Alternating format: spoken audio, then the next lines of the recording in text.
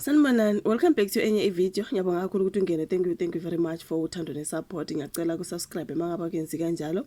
Subscribe ayo like i-video, ushare i-video kanti kwabuke nama-ads. Siyabonga kakhulu for uthando ne-support. So you guys, kulolu daba ke sikhuluma ngobaba uKhen Kunene.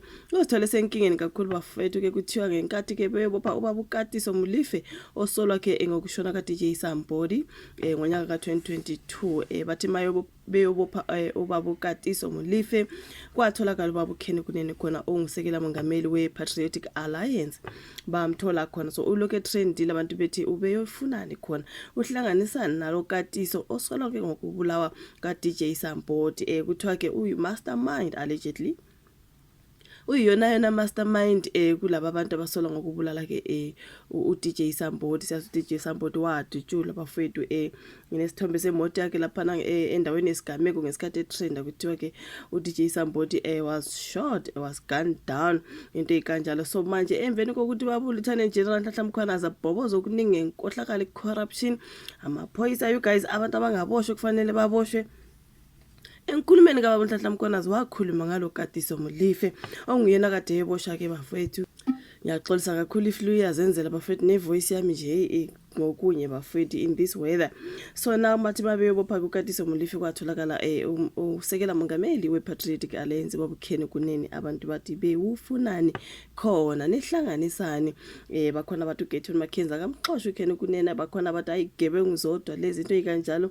Le party yeyigebengu allegedly kuningi abantu asebekushilo bafethu ngokuthi uKhen Kunene benoGayton Mackenzie bayavumelana nanku ngoba uGayton Mackenzie ngathi ke uyamsupporta bafethu iphini lika mongameli uthola support from the president himself of the Patriotic Alliance. So kuningi bafethu ukuthi uKhen Kunene kuzithole sobishini njengoba ngishilo ngevoice yaxolisa guys ngokutholakala emzini womunye wabasolwa ke icaleni lokubulawa kuka DJ Sambodi. Kubhala iphepha lapha nisolezi uKunene utshele abezindaba ngolesibili ukuthi ube sendlini ngesikhathi amaphoyisa efika ezobopha uMolefe ngoba eqhubha inhlolo khono nentatheli yezindaba ephuma enkundleni yakhe yezindaba. uMolefe usolwa ke ngokuba ungqondongqondo owayelalela ukuthi ke izingoma zika DJ Sambodi no Ahmad Swart unjiniyela waseVereeniging abulawe ngemuva kokuthi inkampani yakhe igxeke ukuqolwa kwentengo kwithenda yakwa Transnet. Siyazi ukuthi zonke lezo zinto futhi zigoqelwe uVusi Matlala when it comes to the Transnet tenders and whatever into ekanjalo bafethu. So ke abantu ke basola uKhen Kunene kuthiwa uhlanganisani nalabo basola ke ngokubulawa ke ka DJ Sambodi into ekanjalo. So siyazi ukuthi kuningi sokuvelile ngominister wamaphoyisa wazi wamisa emsebenzini bafethu ukuthi zikhona izinto esuka zifihlwe abazenzayo ebesebenza negebengu kukhulunywa ama DRUG cartels kukhulunywa ngento eziningi ezesabekayo bafethu. Bungacabanga ukuthi igebengu bafethu kunzima lapha ka politics konke lokhu kwabhotshozo baba Nhlanhla Mkhwanazi. So kuthiwa abantu abagcolisekile kodwa ngenkulumo kaGayton Mackenzie yokuqala uphenyo ngephini lakhe uKhen Kunene eqenjini njengoba ke veza ukuthi uyakholelwa uKhen.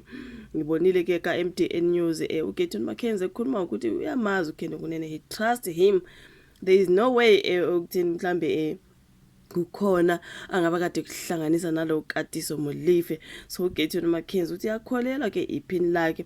uMackenzie ongumongameli we-Patriotic Alliance uthi uyakholelwa uKunene kodwa bazoqala uphenyo ngeqembu njengeqembu ukuvezela abantu konke lokhu okwaziwayo vele. Okokuqala uthi ngikholela kuKhen 100%.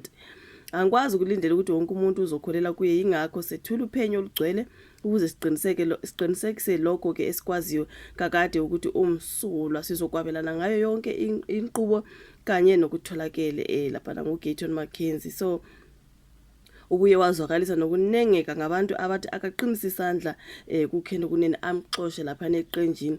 Uthi yena abantu bathi angiqinisa isandla kuKhen Kunene ngizomfakazela izikhathi eziyizigidi. Ngiyayazi le ndoda ungumuntu wezenhlala kahle futhi icala lakhe linye kuphela ukuthi ke kufinyeleleka kalula kuye. So ngiyakholela kuye iqembu linomsebenzi wokuphatha wonke umuntu ngendlela efanayo. nguGayton Mackenzie ke ekhulumela ubaba uKhen Kunene ukuthi uyamazi bafethu uyindoda eqotho. So there is no way he's got dealings naloya Katiso Molefe, so angazi bafethu izona zindaba ke ezika Ken Kunene njengoba ke esenkingeni kumanje kuthiwa ubefunani laphana kuyosinkathi kuyoboshwa laba abasolwa ngobulala DJ Samboti, mhlambe he's one of them noma kwenzakalani angazi bafethu izona ndaba zika Ken Kunene, mhlambe mangabe kukhona ke okunye okuvelayo, then I'll come back with yet another video. Ngiyabonga kakhulu bafethu, angizwa kahle neze. Thank you so much, asibonane kwezayo.